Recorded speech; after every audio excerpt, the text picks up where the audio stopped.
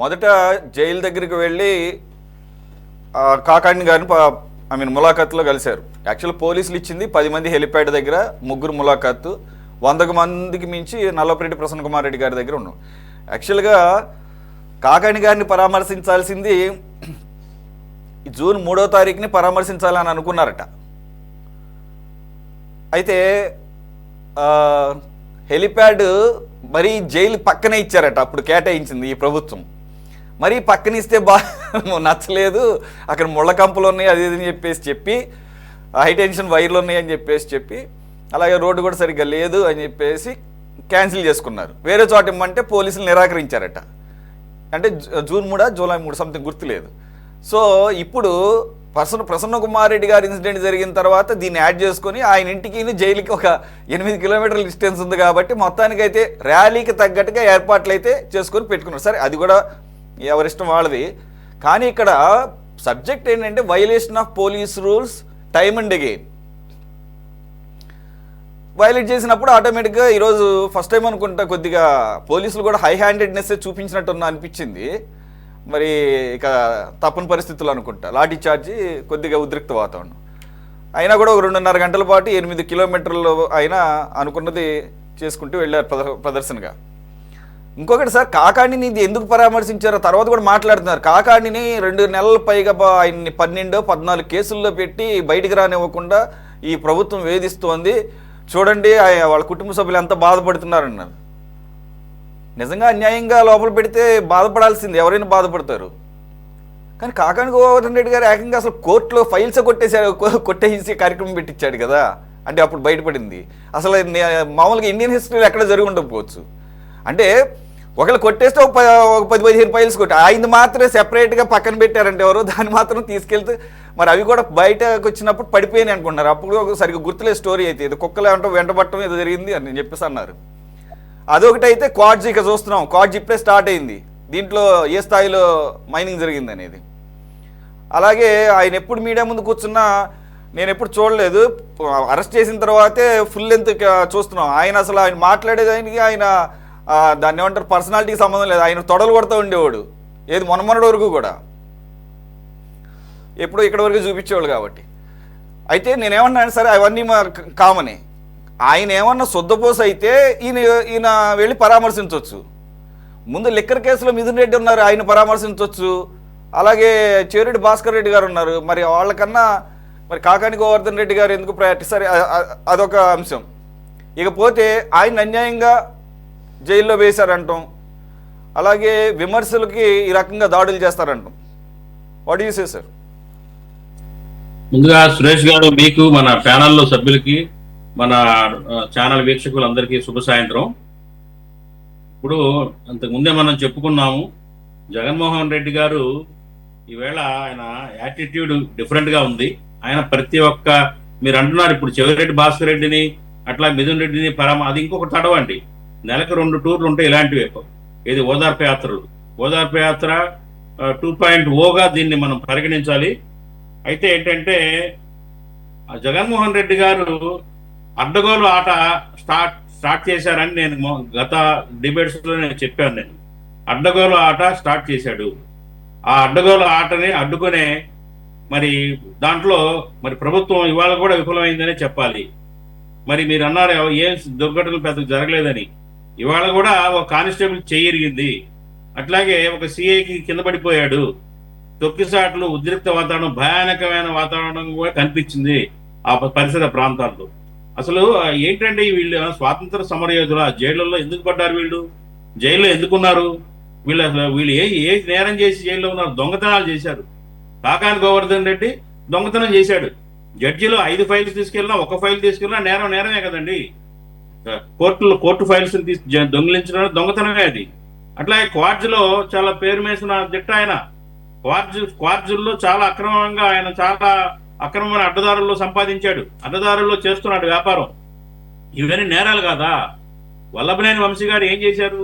ఆయన చేసింది ఏంటి? గన్నవరంలో మట్టి తవ్వకాలు కానివ్వండి, ఫోర్జరీ తోటి డూప్లికేట్ డాక్యుమెంట్స్, ఇవన్నీ నేరాలు కదా? ఏం చేశారండి వీళ్ళు? ఏం చేసి ఏదైనా ప్రజాసేవలో చేస్తూ ప్రజలు తరించారా? లేదా ప్రజలకు సంబంధించిన అంశాల మీద ఏదైనా పోరాటాలు చేసి జైల్లో పడ్డారా? వీళ్ళు దొంగతనాలు చేసి దోపిడీలు చేసి జైల్లో పడితే దానికి వీళ్ళు ఓదార్పు యాత్ర ఏంటంటే పరామర్శించడం ఏంటండి? కొంచెం కూడా ఇది ప్రజలందరూ ఏ రకంగా తీసుకుంటారు దీన్ని అనేది కూడా ఇంగిత జ్ఞానం లేకపోవడం అనేది చాలా విడ్డూరంగా ఉంది, హాస్యాస్పదంగా ఉంది. ఆయన లక్ష్యం ఒకటేనండి, నెలకు 2 పెట్టుకుంటాడు ఇలాంటి ఏదో ఒకటి. ఇప్పుడు చెవిరెడ్డి భాస్కర్ రెడ్డికి కూడా వెళ్తాడు, మిథున్ రెడ్డికి వెళ్తాడు ఇంకోసారి జైలుకి. ఏదో ఒక కారణం చేత ఏదో ఒక మరి ఇలాంటి ఏదో ఒక వంకలు తీసుకొని ఆయన బల ప్రదర్శన కోసం ఆయన చేస్తున్నాడు. ఈ 4 ఏళ్ళు ఇలాగే చేస్తాడు. అది ఏ రకంగా మరి కూటమి ప్రభుత్వం అతన్ని అడ్డుకుంటుందో, కూటమి ప్రభుత్వం గురించే మనం అనుకున్నాం పోయినసారి కూడా విఫలం అవుతుంది. పోలీసులు ఈసారి అయితే చాలా సీరియస్ గా ట్రై చేశారు. అతని అడ్డమైన ఆటని ఆపాలని చాలా సీరియస్ గా పోలీసులు ప్రయత్నం చేశారు. చాలా 600 మందికి పైగా పోలీసుల్ని మోహరించారు. రోడ్ల మీద ముళ్ళ కంచెలు వేశారు, గోతులు తవ్వారు, ఎక్కడెక్కడ కార్యకర్తలు నిర్బంధించారు. అయినా కానీ డీవియేషన్ అయింది. పోలీసులు ఇచ్చిన ఆంక్షన్ డీవియేషన్ చేశారు. ఏదైతే పర్మిషన్ ఇచ్చిన దానికి ఉల్లంఘించారు. ఇంకా పర్మిషన్ ఇవ్వడం అనవసరం అయింది ఇతనికి షరతులతోటి కార్యక్రమాలు ఈవెంట్లు పెట్టుకోమని చెప్పడం కూడా వేస్ట్. ఇలా పర్మిషన్ వీళ్ళు ఇవ్వటం, వాళ్ళు డీవియేట్ అవ్వటం, వీళ్ళు 100 మంది కంటే ఎక్కువ వెళ్ళడానికి వీల్లేదు, 10 మంది కంటే ఎక్కువ వెళ్ళడానికి వీల్లేదు అని చెప్పడం, ఆయన డివేట్ అవటం. ఇది ఏ రకంగా మారుతుందంటే మున్ముందు ఇది ఒక వీరోచితమైన సాహసమైన చర్యగా జగన్ని కీర్తిస్తారు ఇక రేపు ఆయన ప్రేమికులు. ఇది చాలా వాళ్ళు ఎన్నైనా చేసుకొని మేము చేసుకుంటాం, మమ్మల్ని ఎవరు ఏమి చేయలేరు, ప్రభుత్వం టోటల్ ఫెయిల్యూరు, మాదే అప్పర్ హ్యాండ్, ప్రభుత్వం ఏం చేయలేదు అనే ఒక ధోరణితో వెళ్ళిపోయి ఇదొక సాహసమైన ప్రక్రియలాగా విజయ దుందుగిలాగా విజయోత్సవాలు చేసుకుంటారు. రేపటి నుంచి ఆ విజయోత్సవాలు కూడా మనం చూడాలి మన దరిద్రానికి.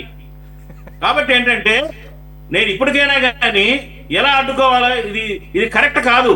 ఎందుకంటే జన సమీకరణ ఏమవసరం, వాళ్ళ బల ప్రదర్శన ఏమవసరం? మీకు బలం ఉందని తెలుసు, బలం ఉండే మీరు 11 సీట్లతో పోయారు. అది అసలు ఎందుకు 11 సీట్లతో ఓడిపోయారనే అనాలిసిస్ ఇవాళకి లేదు వాళ్ళకి. ఈవీఎంల మీద కాసేపు చెప్తారు, కొన్నిసార్లు మోసం చేశారంటారు, అడ్డమైన హామీలు ఇచ్చాడు చంద్రబాబు నాయుడు గారు అంటారు, ఇవన్నీ కూడా చెప్తున్నారు. మళ్ళీ సూపర్ 6 అంటారు. అసలు మీరు ఎందుకు ఓడిపోయారు? మీరు ప్రజల్లో మీ మీద ఎటువంటి భావన ఉంది, మీ దుర్మార్గమైన ఆలోచన విధానం పట్ల ఏవగించుకున్నారు అనేది సత్యాన్ని ఎందుకు తెలుసుకోలేరు? ఇవాళకి నాకు బలం ఉంది, 40% ఓటింగ్ ఉంది, నేను రోడ్డు మీదకి వస్తే చాలా మంది జనం వచ్చేస్తారు, జగన్ ప్రజానాయకుడు అని ఆయన యొక్క అనునీయులు చెప్తా ఉంటారు. జగన్ ప్రజానాయకుడు అట, రోడ్డు మీదకి వస్తే వచ్చేస్తారు. మీరు రావద్దండి, ఎవరు నేను 10 మందితోనే వెళ్తున్నాను, మీరు ఎవరు రావద్దంటే ఎందుకు వస్తారు? ఎవరు మీ కార్యకర్తలందరికీ మీరు ఏనాడైనా చెప్పారా రావద్దండి, పోలీసులు ఆంక్షలు ఉన్నాయి, మీరు రాకండి, నేను 100 మంది నాకు పర్మిషన్ ఉంది అని ఎందుకు చెప్పలేకపోతున్నారు? ప్రజలు ఆటోమేటిక్ వస్తారంట, వీళ్ళు పిలవట్లేదంట. డబ్బులు ఇచ్చి టార్గెట్లు పెట్టారు, మండలానికి టార్గెట్, నియోజకవర్గానికి టార్గెట్లు పెట్టి మరి జనాన్ని వారం ముందు నుంచే సమీకరణ కోసం చాలా ప్రయత్నాలు చేస్తున్నారు నాయకులు. ఇది బహిరంగ రహస్యం. ఆటోమేటిక్ గా వచ్చేస్తున్నారని అబద్ధాలు ఆడతారు. పని పట్టలేదా ప్రజలకి? ఈయన చూడటానికి రావడానికి సినిమా హీరోనా? ఈయన చూడటానికి వస్తున్నారంట, అడ్డుకుంటున్నారంట, గవర్నమెంట్ అడ్డుకుంటుంది చూడలేకుండా. నేను ఒకటే రిక్వెస్ట్ చేస్తున్నా, కూటమి ప్రభుత్వాన్ని వదిలేయండి. మీరు ఆంక్షలు పెట్టే కొద్దిగా అతని హీరోయిజం పెరిగిపోతా ఉంటుంది. వదిలేయండి, ఎవరు వస్తారు వదిలేయండి, ఆయన గాలికలా తిరుగుతాడు. మీరు అడ్డంకులు పెట్టే కొద్దికి అతని యొక్క క్రేజ్ పెరుగుతా ఉంది, అతని హీరోయిజం పెరుగుతా ఉంది. అతను ఏదో పెద్ద హీరోలాగా విజయం సాధించినట్టు కూడా మిసాలు మెలేస్తున్నారు. కాబట్టి కొంచెం గవర్నమెంట్ కూడా ఆలోచించాల్సిన అవసరం ఉంది. ఇది ఇంతటితో ఆగదు. ఆరంభించాడు ఈయన, అడ్డమైన ఆట ఆరంభించాడు, అడ్డగోలు ఆట ఆరంభించాడు. కూటమి ప్రభుత్వం ఆలోచించాలి, సీరియస్ గా తీసుకోవాలి. రైట్ బాజీ గారు, మీరు విషయం ఎన్నో అకృత్యాలు జరగచ్చు. మీరు ఈ విషయం చాలా రోజుల నుంచే చెబుతూ వచ్చారు. మన డిబేట్ లో అనేక డిబేట్ లో మీరు ఈ అంశాన్ని అందరికన్నా ముందు మీరే ఈ విషయాన్ని పదే చెప్తూనే ఉన్నారు. ఆయన ఒక కొత్త స్ట్రాటజీ ప్రకారంగా వెళ్ళబోతున్నాడు, చేయబోతున్నాడు. రజనీ గారు ప్లీజ్. చాలా ఇదొక దౌర్భాగ్యమైన పరిస్థితి రాష్ట్రంలో వస్తుందండి. దీనివల్ల రాష్ట్రానికి నష్టము చేటు. ఎవరైతే ఈ రాష్ట్రంలో కాస్త ఏదన్నా ఇండస్ట్రీ పెట్టుకుందాం, కంపెనీ పెట్టుకుందాం, లేదా 10 రూపాయలు ఇన్వెస్ట్ చేసి రాష్ట్రానికి పుష్ చేద్దాం అనుకునే వచ్చే వాళ్ళకు కూడా ఇది భయాందోళన కలిగించే వాతావరణం రాష్ట్రంలో క్రియేట్ అవుతుంది. జగన్మోహన్ రెడ్డి గారు వల్ల క్రియేట్ అవుతుంది. అది కూడా ఆయన యొక్క ఊహంలో భాగమే, ఆయన వ్యూహంలో అదొక భాగం. Right, okay. కాబట్టి కూటమి నేతలు చంద్రబాబు నాయుడు గారు ఇంకొంచెం లోతుగా ఆలోచించి అతని అకృత్యాల్ని బల ప్రదర్శనని అడ్డుకునే ప్రయత్నం చేయాలనేది నా మనవి. రైట్ బాజీ గారు.